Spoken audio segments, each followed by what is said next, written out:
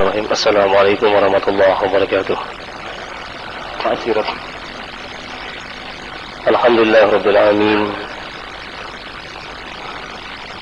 Wabihi nasta'inu ala umuri dunya waddin. Wassalatu wassalamu ala asyrafil anbiya'i wal mursalin nabiyina Muhammadin wa ala alihi wa ashabihi wa ansarihi wa junudihi wa man sara ala nahjihi wa man ihtada bihadihi ila yaumiddin, amma ba'd. Ikhwatal iman rahimani wa rahimakumullah, jamaah salat maghrib yang dirahmati Allah subhanahu wa ta'ala, muslimin dan muslimat pendengar setia suara Berak Jaya, suara mujahidin dimanapun anda berada, rahimani wa rahimakumullah. Kita bersyukur kepada Allah subhanahu wa ta'ala pada malam hari ini kita masih diberikan kekuatan iman, diberikan kesehatan, dan mudah-mudahan pada hari ini yang melaksanakan ibadah puasa di bulan Muharram, yaitu tanggal 9, insyaallah besok tanggal 10, tinggal satu hari lagi kita puasa, diterima insyaallah subhanahu wa ta'ala. Amin ya rabbal alamin. Kita akan meneruskan kembali kajian kita pada kitab Riyadhus Shalihin, masih pada bab yang sama, bab tentang wara'. Bagaimana kita ini bisa memelihara diri kita dari hal-hal yang dilarang oleh Allah subhanahu wa ta'ala. Hadis yang berikutnya adalah wa an Aisyah radhiyallahu anha, dari Aisyah radhiyallahu anha, ummul mukminin, istri Nabi sallallahu alaihi wasallam yang dinikahi pada saat umur 9 tahun dan ditinggal meninggal oleh Rasulullah sallallahu alaihi wasallam pada saat umur 18 tahun. Beliau banyak menghafal hadis. Beliau sangat cerdas, putri dari Abu Bakar As-Siddiq. Qalat kana li Abi Bakar As-Siddiq, dia menceritakan bahwa dulu Abu Bakar As-Siddiq gulamun yukhriju lahul kharaj, ada seseorang yang dibantu olehnya, jadi oleh Abu Bakar As-Siddiq. Wa kana Abu Bakar yakulu min kharajihi, dan Abu Bakar As-Siddiq pun memakan dari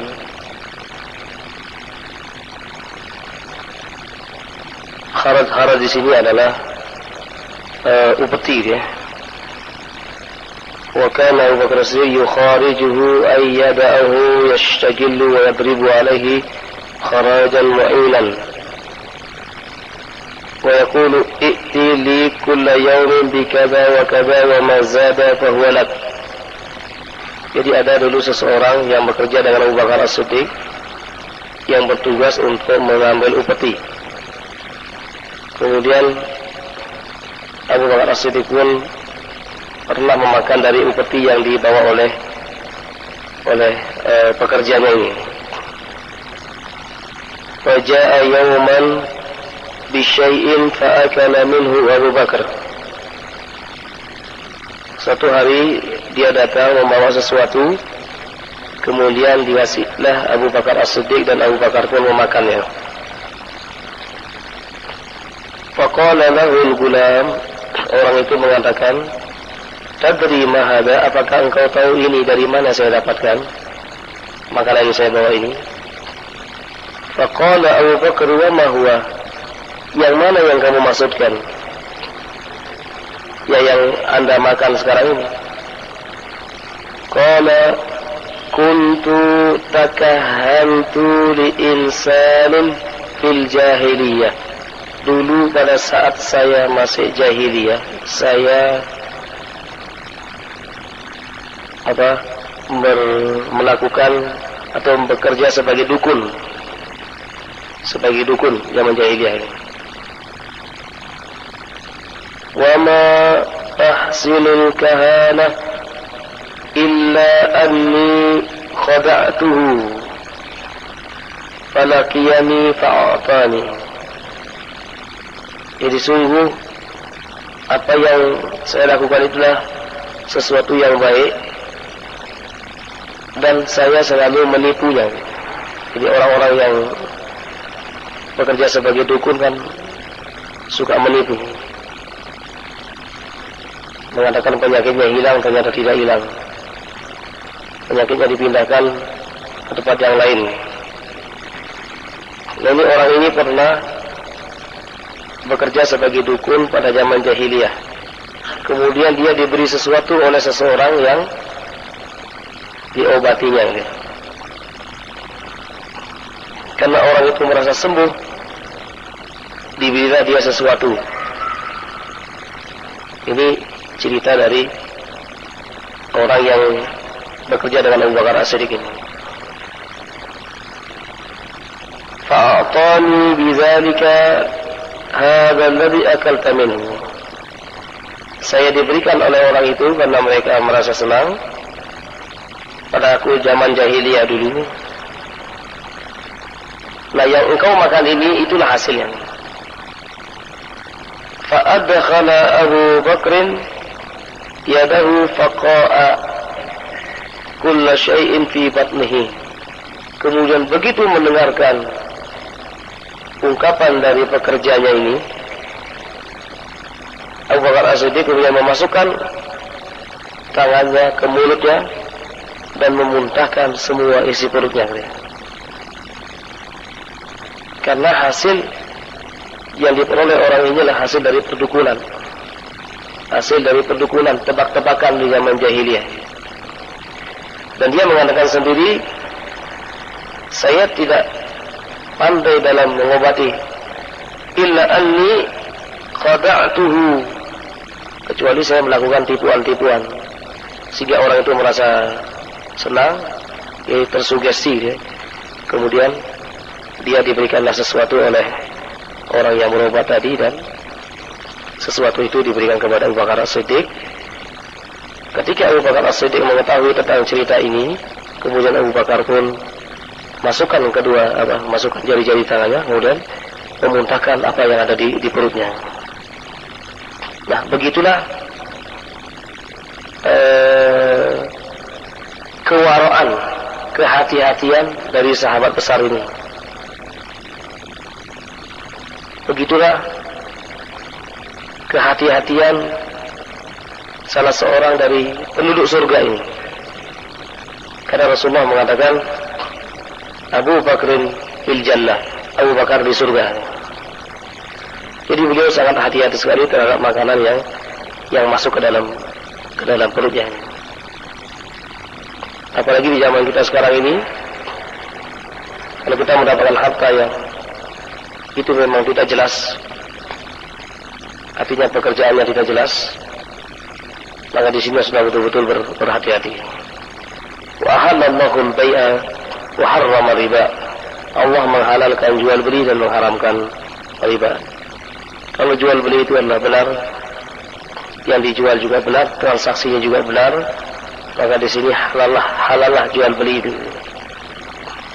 Tapi kalau jual beli itu adalah sesuatu yang haram atau yang syubhat, maka harganya pun akan menjadi syubhat. Disebutkan di sini di dalam hadis, Inna Allah idha harrama syai'an harrama thamanahu. Ketika Allah Subhanahu wa ta'ala mengharamkan sesuatu, maka hasilnya pun yang diperoleh itu adalah juga haram. Babi jelas-jelas haram. Tapi kalau ada orang yang bisnis babi, hasilnya pun akan menjadi haram. Khamr, minuman keras juga begitu, karena diharamkan. Kalau ada orang-orang yang menjual minuman keras, maka ini pun diharamkan. Hasilnya diharamkan. Atau hal-hal yang syubhat, ini hal-hal yang syubhat, maka di sini tentang keharamannya, haram atau tidak, masih diperbincangkan oleh para ulama-ulama. Maka sebaiknya kita menjauhkan diri kita. Misalnya kalau ada jemaah haji kita yang ingin berbisnis ke sana, ke Arab Saudi, maka bawalah sesuatu yang bermanfaat. Jangan membawa sesuatu yang memudaratkan. Mohon maaf, misalnya membawa rokok misalnya. Kita membawa rokok misalnya ke sana, memang luar biasa larisnya. Tapi tidak ada manfaatnya, dari sisi manfaat tidak ada manfaatnya. Maka hendaklah kita menjauhkan diri kita dari hal-hal. Kita bawalah hal-hal yang bermanfaat, sehingga betul-betul hasilnya pun akan menjadi halal, dan kita memakannya pun dalam keadaan halal, dan juga keluarga kita pun makan dalam keadaan yang halal juga. Karena sesuatu yang halal ini akan senantiasa memberikan kekuatan ruhiyah kepada kita, kekuatan ibadah kita. Jadi kekuatan ibadah kita. Tapi kalau tidak, kita tidak akan pernah khusyuk dalam beribadah, bahkan tidak akan nyambung dengan Allah Subhanahu wa taala. Baik, ini hadis yang bagian hadis dari Al-Wara'. Masih ada lagi hadis Rasulullah sallallahu alaihi wasallam yang diriwayatkan oleh Imam Tirmizi.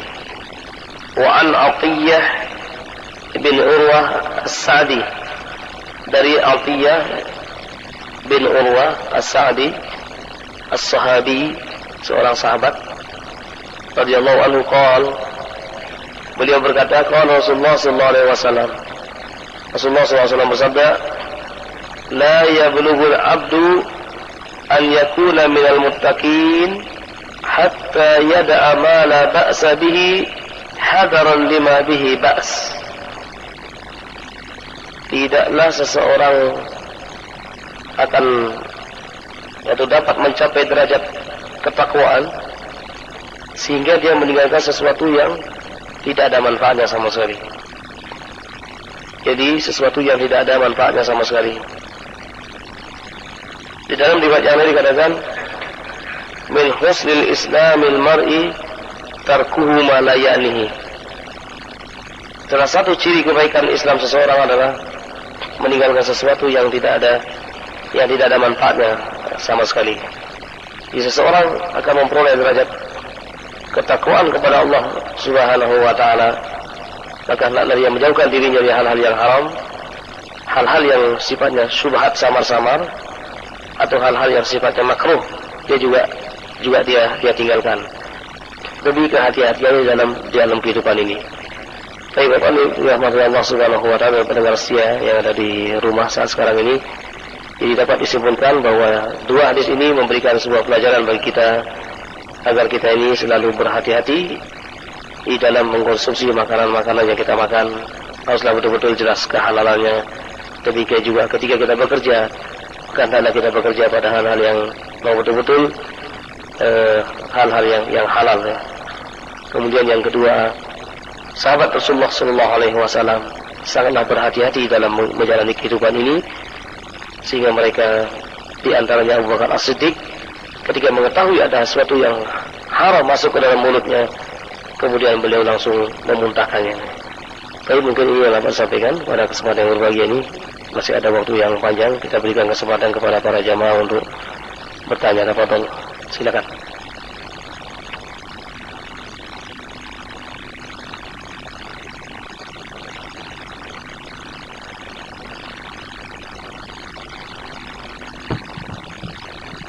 Assalamualaikum warahmatullahi wabarakatuh. Waalaikumsalam warahmatullahi wabarakatuh. Yang perlu kami tanyakan Ustaz, kita kerja di lingkungan Perak. Di Perak itu banyak permasalahan. Satu, permasalahan pekerja, permasalahan TK5,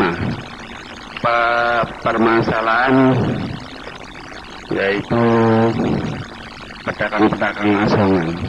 Terus kita itu menghimbau. Himbauan saya supaya habis makan harus dibuang di sampah. Ternyata dia itu jawabannya sudah nggak ada. Gimana ya? Kesadarannya itu kurang tinggi, Pak Ustaz. Habis makan tuh buang sembarangan di tempat. Kalau saya dilihat di Mekah, itu kesadarannya tinggi, Pak Ustaz. Itu patung rokok aja digenggam sampai cari untuk pembuangan sampah. Terus di kita ini kok gimana, Pak Ustaz? Untuk cara menyadarkan itu gimana, Pak Ustaz? Iya. Saya mohon itu, Pak Ustaz. Terima kasih. Wassalamualaikum warahmatullahi wabarakatuh. Waalaikumsalam warahmatullahi wabarakatuh. Memang penduduk kita ini adalah penduduknya banyak Muslim, tetapi sedikit sekali yang paham dengan Islam. mempelajari Islam barulah pada tataran ibadah yang mahdhah seperti ibadah salat, puasa, zakat, haji gitu ya. Ini yang masih diyakini apabila dilaksanakan ini maka yang lain tidak perlu. Padahal di luar sana Islam itu kan mengatur hubungan tidak hanya dengan Allah saja tapi hablum minan nas, dan juga bukan dengan manusia saja, dengan lingkungan. Jadi semuanya haruslah betul-betul seimbang. Tidak mungkin seseorang yang rajin masalah ibadah sholat, rumahnya kemudian berantakan, kotor. Kalau rumahnya kotor, ini ada apa? Jadi orang-orang beriman, rumahnya selalu dalam keadaan rapi, selalu dalam keadaan bersih. Karena Rasulullah dalam sabdanya mengatakan, at-tuhuru syatrul iman. Jadi bersih, suci itu bagian dari iman. Jadi itulah buah dari sholatnya. Buah dari hablum minallahnya dia kepada diaplikasikan dalam kehidupan ini, khususnya di lingkungannya. Kemudian juga masalah-masalah sepele seperti membuang sampah. Kalau satu orang saja nggak jadi masalah. Tapi kalau yang jual buang sampah 1000 orang, maka akan ada 1000 plastik di situ. Jadi kalau satu plastik yang dibuang, kalau banyak plastik yang dibuang, maka di sini akan menjadi pencemaran lingkungan. Justru pada saat terjadi banjir, maka di sini akan terjadi hujan ya, akan terjadi banjir. Nah pada saat terjadi banjir kita mengeluh, kenapa banjir dan lain sebagainya. Padahal kita sendiri yang tidak menjaga lingkungan ini. Islam adalah agama yang sangat memperhatikan sekali masalah lingkungan. Jadi bukti daripada benar dan tidaknya sholat kita ya pada saat kita berada di luar, berada di pasar, berada di mal-mal, berada di jalanan. Benar nggak ketauhidan kita? Sholat yang setiap hari kita laksanakan 17 rakaat setiap hari gitu ya. Benar enggak? Itu pengujiannya adalah ketika kita berada di praktek di lapangan. Kalau ada orang Islam misalnya buang sampah sembarangan, dia belum paham terhadap Islam. Oleh karena itulah masing-masing di antara kita memulai dari rumah kita. Dari sekalipun di rumah kita ada pembantu, tapi ajarkan kepada anak-anak kita kalau buang sampah di tempatnya. Jadi anak-anak kita ini khususnya pada usia-usia sinul zahab ini. Jadi pada masa golden age, umur-umur masa keemasan 1 sampai 3 tahun sampai 4 tahun. Ini masa-masa anak-anak kita ini belum terkontrol. Demikian juga umur-umur SD, ini belum terkontrol kadang-kadang. Kalau di sini kita biarkan, kita tidak pernah mengajarkan sopan santun, sampai besar dia akan seperti itu. Dia berani dengan kakaknya, berani dengan bapaknya, berani dengan ibunya. Dan kalau dia buang sampah ataupun apapun, itu akan tetap sembarangan. Mari kita ajarkan anak-anak kita, mulai dari rumah, mulai dia dari bangun tidur, dia harus merapikan tempat tidurnya, tidak menunggu pembantu. Ya. Kemudian bagaimana, di mana dia ketika mandi menaruh handuknya, ketika pulang sekolah di mana dia menaruh sepatunya, ketika dia habis makan di mana dia taruh. Ini harus diarahkan betul. Mulai dari ini, karena kebiasaan-kebiasaan dari rumah inilah kemudian ketika dia keluar nanti, ketika dia tidak menemukan sampah, dia akan taruh dulu di kantongnya sampah ini. Baru nanti ketika menemukan tempat sampah baru dia akan ini. Nah, kalau ini tidak dilakukan mulai dari rumah akan terbawa. Dan ini biasanya kalau sudah bergaul ke masyarakat akan sulit, susah. Sama dengan orang yang makan dengan tangan kiri, minum dengan tangan kiri, dan makan dan minum sambil berdiri.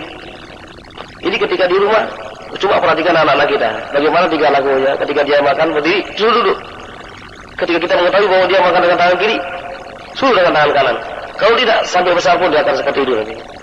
Ini ada pada Islam yang perlu diajarkan. Nah, sehingga implikasi daripada perbuatan yang tidak pernah orang-orang yang tidak pernah dididik di rumahnya, ya seperti tadi itu, buang sampah sembarangan.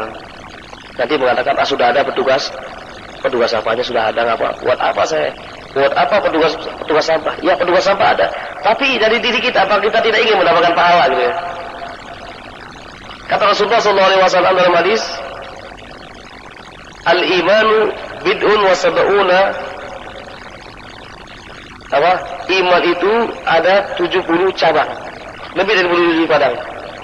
A'laha kalimatu la ilaha illallah, yang paling tinggi kalimat iman la ilaha illallah. Wa adnaha ibadatul azabil tariq. Paling rendah itu adalah menyingkirkan diri dari perjalanan. Kita sudah enggak mampu menyingkirkan diri, jangan naruh duri itu. Kita sudah enggak mau memberikan sampah, jangan sampai kita membuang sampah dengan sembarangan. Nah, ini kesadaran-kesadaran seperti ini itu dimulai dari keluarga ya. Jadi dimulai dari keluarga. Nah, kalau sudah besar seperti sekarang ini, kalau sudah ini justru akan sulit, tapi inilah memerlukan kesabaran kita ini. Kesabaran kita untuk memberitahukan, terus diberitahukan dan disediakan tempat sampah yang banyak. Di mana-mana ada tempat sampah. Tempat sampah, Pak. Ya, Pak, itu sudah ada tempat sampahnya. Bukan sudah ada petugas ya, Pak? Ya, petugas ada. Apakah kita akan selalu membebani petugas-petugas itu? Apakah kita juga tidak kasihan dengan mereka ya? Ya, kita yang mampu sudah kita buang. Jangan sampai mengandalkan sudah ada tukang sampah, sudah ada tukang kebersihan. Buat apa saya misalnya menyewa dia sebagai tukang kebersihan? Ya, alangkah indahnya kalau kita sadar dari diri kita kumpulkan sampah, kemudian kita buang sendiri. Itu juga akan membantu saudara-saudara kita. Tapi mungkin dengan cara itu jadi memperbanyak tempat sampah, dan juga kita selalu tidak bosan-bosannya mengingatkan supaya jangan sampai membuang sampah sembarangan. Kalau misalnya dia harus membuang, maka disediakanlah paling tidak kantong plastik, dikumpulkan di tempatnya, nanti tukang sampah ini yang mengambil ini. Baik. Yang lain? Silakan.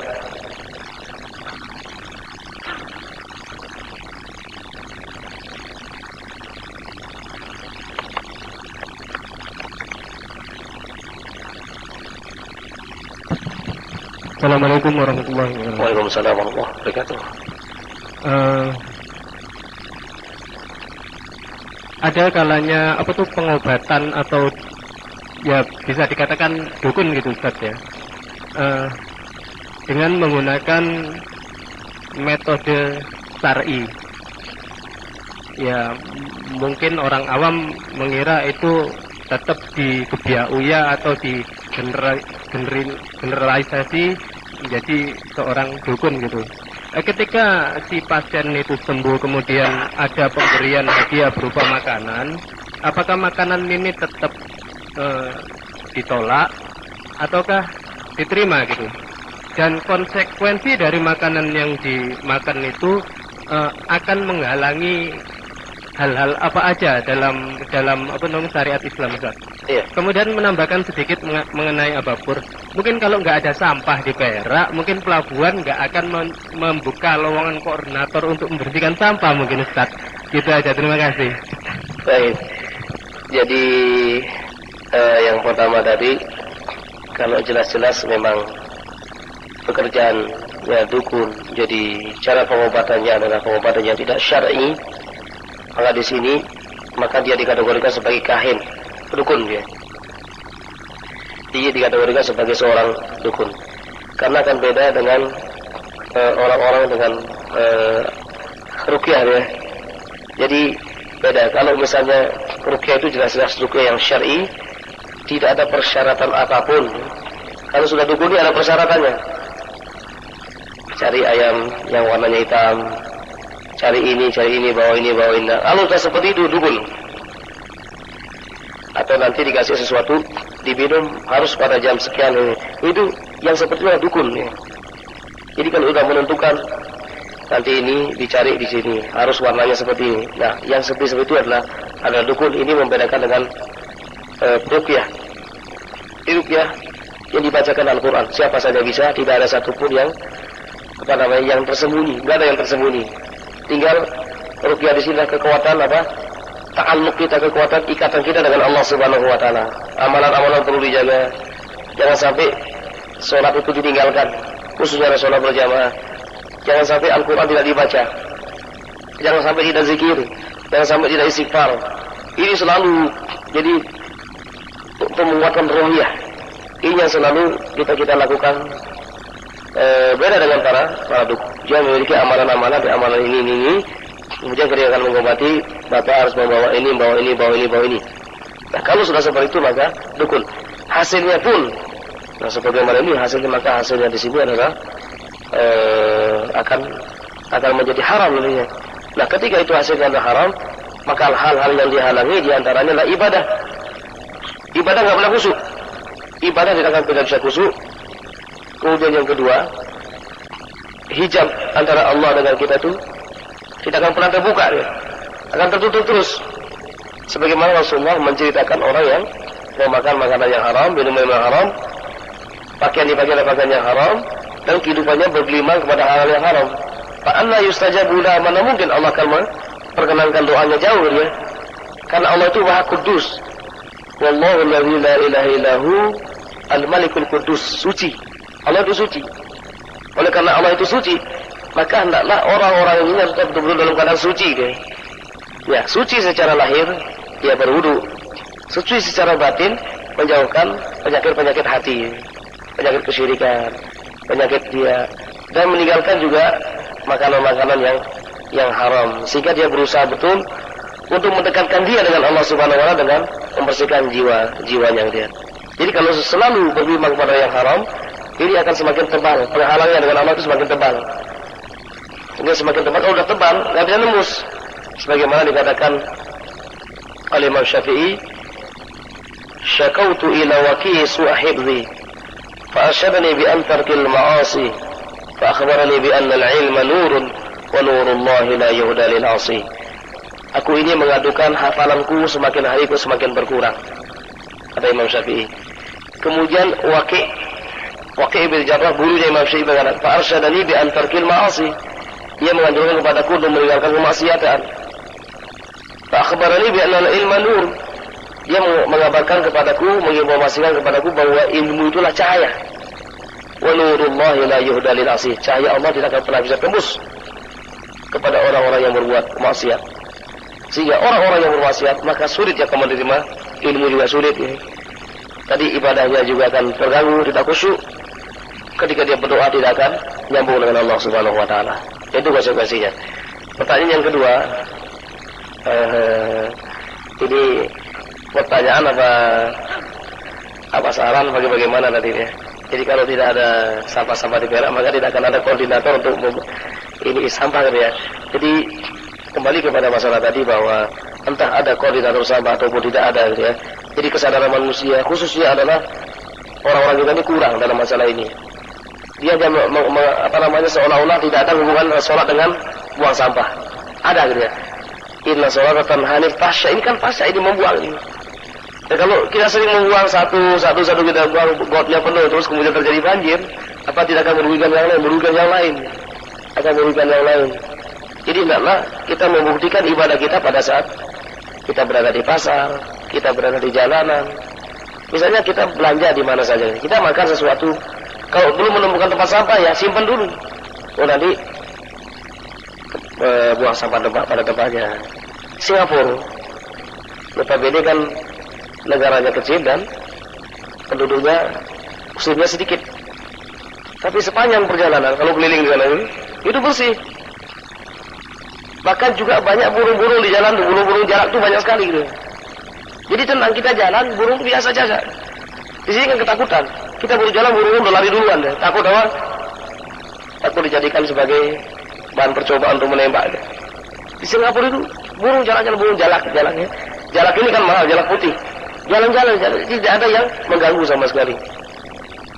Tidak ada yang mengganggu sama sekali jalan. Kenapa? Karena mereka sadar.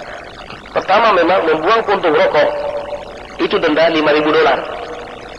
Membuang permen karet bekas barang itu denda $5.000. Nah dengan adanya peraturan seperti itu kemudian masyarakat sadar, akhirnya sadar. Sehingga kalau kita ketahuan membawa permen karet pas di bandara maka akan disita, itu bisa kena denda. Demikian juga kalau kita membawa rokok, membuang puntung rokok sembarangan, itu pun akan. Maka di situ tidak ada puntung rokok sama sekali. Gitu. Ada tempat-tempat untuk merokok, tempat-tempat khusus. Seperti misalnya kalau di bandara di Arab Saudi, kalau kita masuk di waiting list, di situ nanti akan ada waiting room ya. Di situ ada ruang khusus. Saya bilang, Pak, ingin tahu rumah sakit, Pak. Rumah orang-orang sakit. Mana? Itu sebelah sana. Di mana? Itu sebelah sana. Jadi di situ ada ruangan khusus untuk orang merokok. Ya itu rumah orang-orang yang sakit. Kenapa? Karena mereka ngubeng-ngubeng di situ aja, jadi tidak keluar. Jadi tempat kita kan sembarangan loh, ngomong rokok di mana saja gitu ya. Sudah tahu ada ruangan AC, ngerokok juga itu. Jadi kan saya, gitu. Jadi tidak pernah berpikir orang lain. Padahal perokok pasif itu lebih berbahaya gitu ya. Lebih berbahaya. Nah Islam itu Masya Allah sangat menghormati sekali. Jadi min husnil Islamil mar'i tarku ma la ya'nihi. Dari salah satu dari ciri kebaikan Islam dan meninggalkan sesuatu yang tidak ada manfaatnya sama sekali. Apalagi merugikan orang lain. La darara wa la dirar. Janganlah sampai merugikan orang lain dan juga orang lain jangan sampai merugikan kita semuanya. Baik. Silakan. Pak Kohar. Iya Ustaz, saya ini sering pulang ke desa Ustaz. Tapi sholat itu Ustaz itu terlalu cepat Ustaz. Itu 4 masjid itu saya datangi itu begitu semua Ustaz. Ya. Nah, pertanyaan saya gini Ustaz. Kita itu apa ikut jamaah imam itu apa sholat mendiri Ustaz? Itu yang satu Ustaz. Nah, kedua, saya ini sering naik bus itu orang masuk duduk menggunakan rokok Ustaz. Nah ini yang jadi kesal saya. Iya. Iya. Ada sebagian masjid entah di desa maupun di kota ini.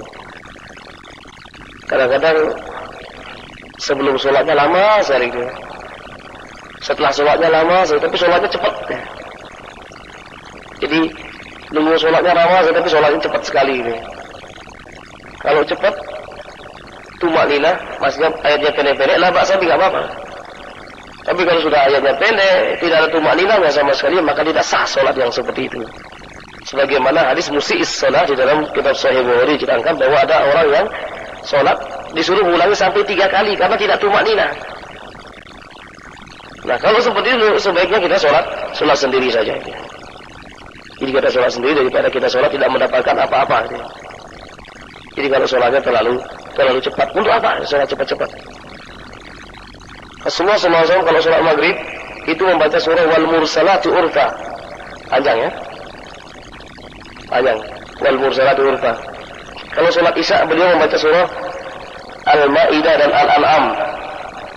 Berapa juz itu?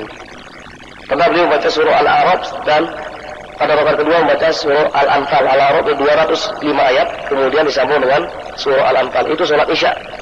Sholat isya yang Rasulullah itu malam. Sholat maghrib juga Rasulullah membaca wan najmi idza hawa. 2 halaman. 1 rakaat. Dan juga beliau membaca surah wat-turi wa kitabim mastur. Kurang lebih 2 halaman juga ya. Itu sholat maghrib. Sehingga bisa sholat maghribnya Rasulullah setengah jam lebih. Sehingga sholat isyanya malam-malam. Di malam-malam jam 12 malam baru sholat isya ya. Kadang-kadang juga beliau membaca surah yang pendek. Surah pendek sabis marabbil ala itu pendek. Wasama ilatil buruj itu pendek. Idza syamsu kuwirat, idza syamsu saka itu pendek-pendek semuanya ya. Jadi kalau kita menemukan masjid seperti itu maka alternatif kita adalah kita yang menjadi imamnya. Kalau bisa, kalau tidak akan menimbulkan fitnah, lebih baik kita sholat sendiri. Kemudian yang kedua, masyarakat kita itu belum sadar ketika kita naik kendaraan. Kadang-kadang ada enak saja orang itu sedang enak saja merokok dia. Inilah yang saya katakan tadi bahwa seolah-olah tidak ada korelasi antara sholat dengan amal perbuatan. Dengan ketahui dan ini seolah-olah di masjid saja, kebaikan-kebaikan di masjid, padahal di luar sana juga ada.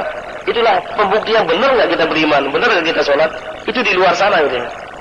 Ketika kita berada di bis, kita berada di mall, kita berada di pasar, di mana saja, benar nggak kita menjadi orang Islam di situ atau kita menjadi pecundang di sana gitu ya. Ya inilah kesadaran-kesadaran seperti ini ya, pemerintah juga sudah mengimbau. Jadi kalau merokok maka lari di tempat-tempat yang jangan sampai tempat-tempat yang umum ya. Tapi itu namanya masyarakat, ada juga yang paham, ada juga yang tidak paham.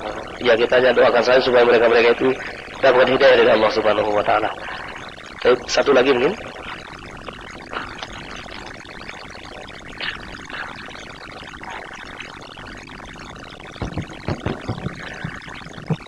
Bismillahirrahmanirrahim. Assalamualaikum warahmatullahi wabarakatuh. Waalaikumsalam warahmatullahi wabarakatuh. Hadis menyatakan nikah dan perkawinan hanya di dunia. Yang saya tanyakan di sini, apakah di surga nanti ada nikah? Apakah hanya kawin saja? Sekian dan terima kasih. Assalamualaikum warahmatullahi wabarakatuh. Waalaikumsalam warahmatullahi wabarakatuh. Apa beda nikah dengan kawin itu ya?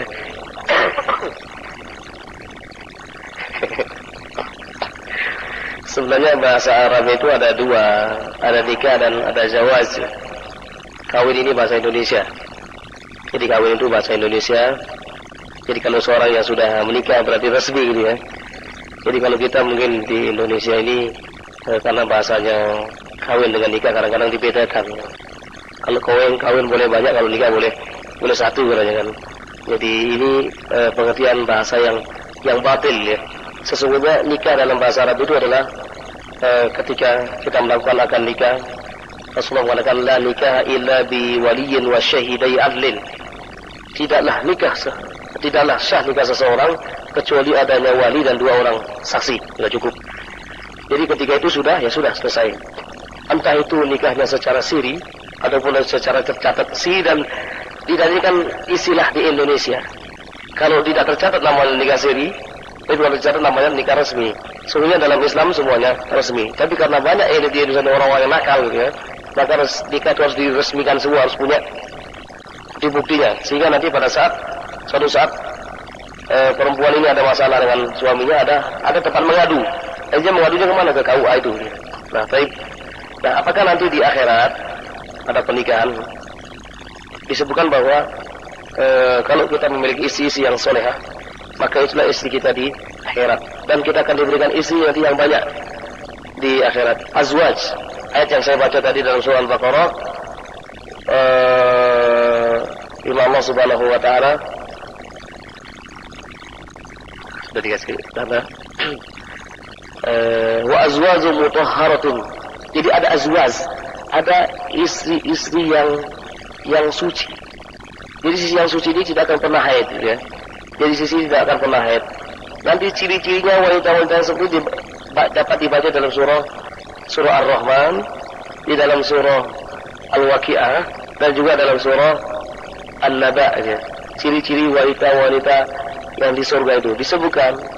Wanita surga yang akan dinikahkan dengan orang-orang yang beriman tadi, kata Rasulullah, kalau seandainya satu wanita surga itu sekarang diturunkan ke dunia ini, kemudian tersingkap betisnya, dunia ini akan terang semuanya.